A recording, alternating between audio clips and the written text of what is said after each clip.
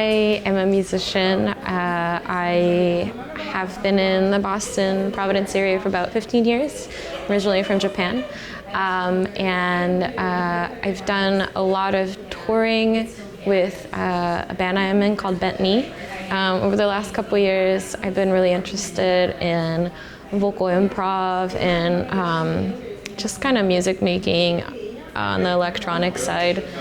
So today I'm here at Coffee and Cotton to play a little set of music. I bought a house in the country. Bentley has been around since, I guess, about 2010. And we formed at Berklee College of Music. We all met there. And there were 6 of us for about 10 years, and then 2 of our members recently moved forward, and they were gracious enough to kind of allow us to kind of continue the legacy, so to speak.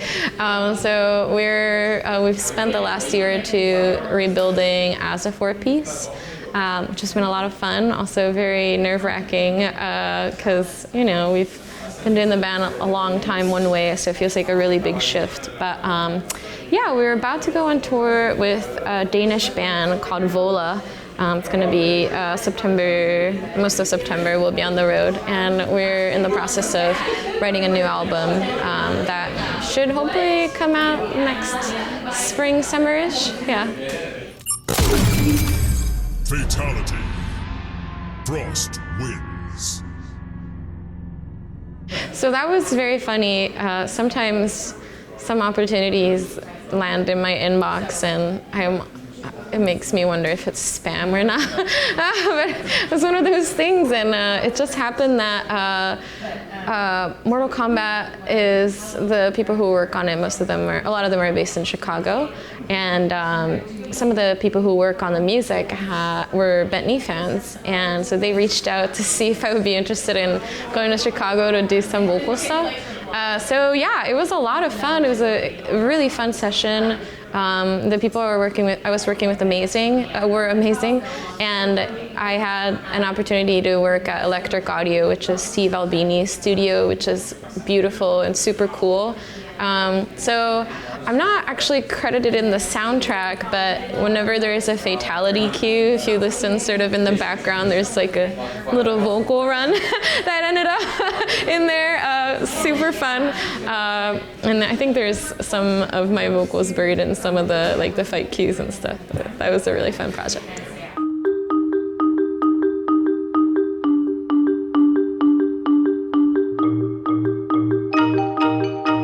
So one of my good friends since I've known since school has been, actually a couple of my friends now work at Bento Box, which is the production company that deals or produces Bob's, but also Great North and Central Park and all of these shows.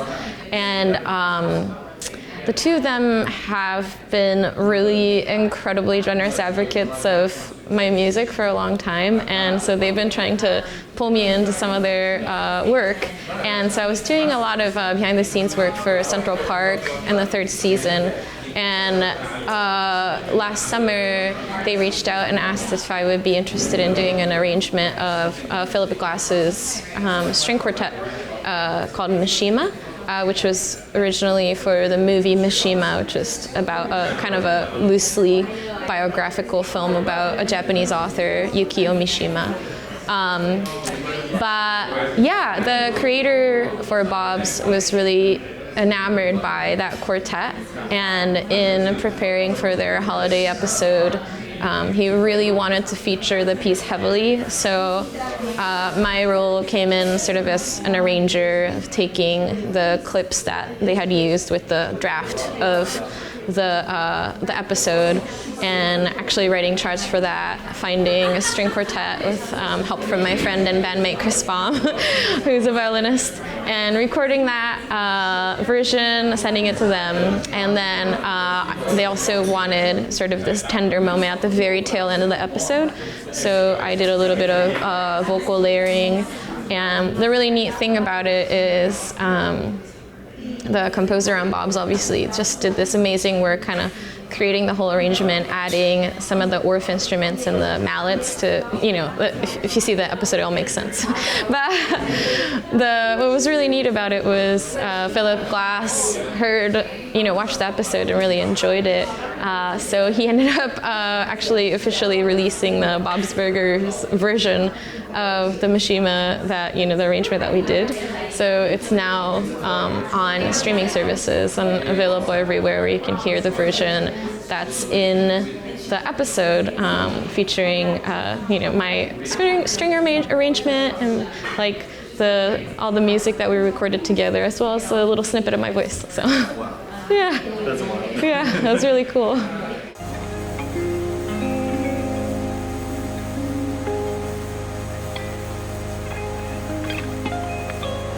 I can actually unplug it so I can show you. But this is my pedal board that I use. A lot of these pedals, actually all the colorful ones on this side are made by a company called Chase Bliss. And this blue pedal was the first pedal that I purchased.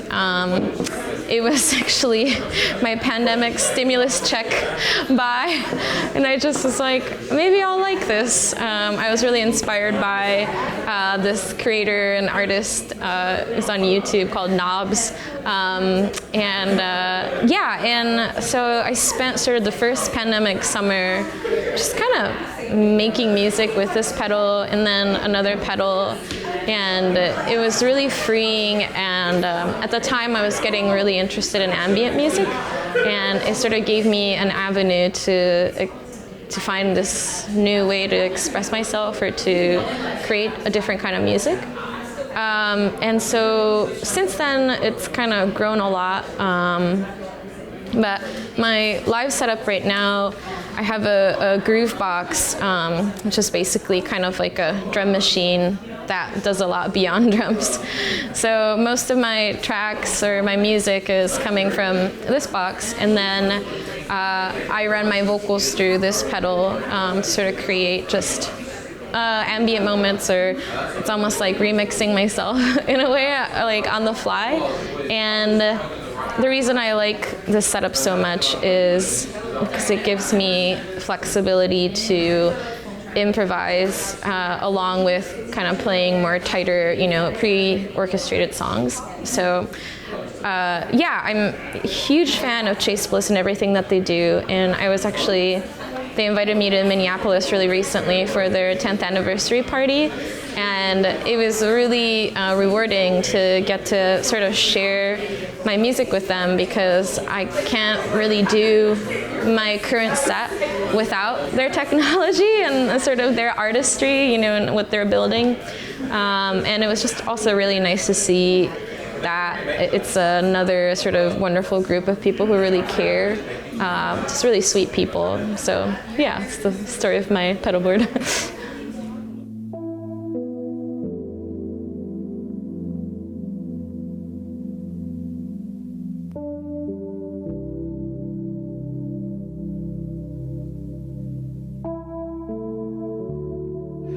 I am always being pulled in a billion directions. I think that's a great strength and a great weakness. But yeah, the ambient stuff is relatively new. I think that the last 4 or 5 years have been really focused on really embodying and feeling my music more.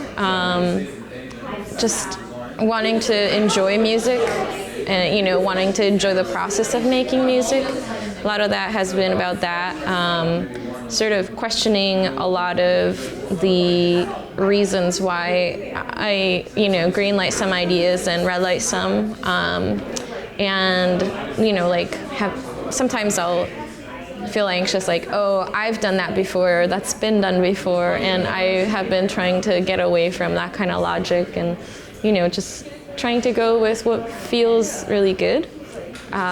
So yeah, right now the ambient stuff has been really speaking to me, but this week and this whole month, I've also been working on a composition for a string orchestra, just sort of in the contemporary classical vein. And next month, I'm going on tour with Bent Knee, which is a rock band. So I feel like that's just sort of my identity as a musician, is just like never-ending interest and also just thirst to approach a lot of different musics and to kind of feel inspired by all of it. Sometimes it's a lot. I feel like it's hard to, like right now I'm kind of feeling really pinched because I'm really working intensely on a lot of things at once, and I'm trying to learn how to, balance that. But at the same time, I'm really excited and grateful that I get to do all of these things. They all feel like really incredible opportunities, and it's a lot of fun, and just trying to keep doors open. Everyone knows my elbow should be nowhere near yours. So I think a quick Google of Courtney Swain would be really great. I do have a website, it's just courtneyswain.com. I update it sometimes. I am most active on Instagram, but you'll probably just have to look me up because my handle is a convoluted, nonsensical spelling of Courtney. And I'm also on Patreon. It's just patreon.com/Courtney Swain. Bandcamp, courtneyswain.bandcamp.com. But I'm in all of those places, and I'd love to connect with anyone at any point. I'm pretty easy to reach, so just feel free to reach out if any thoughts about or ideas about questions about this setup or anything else that I'm doing. So.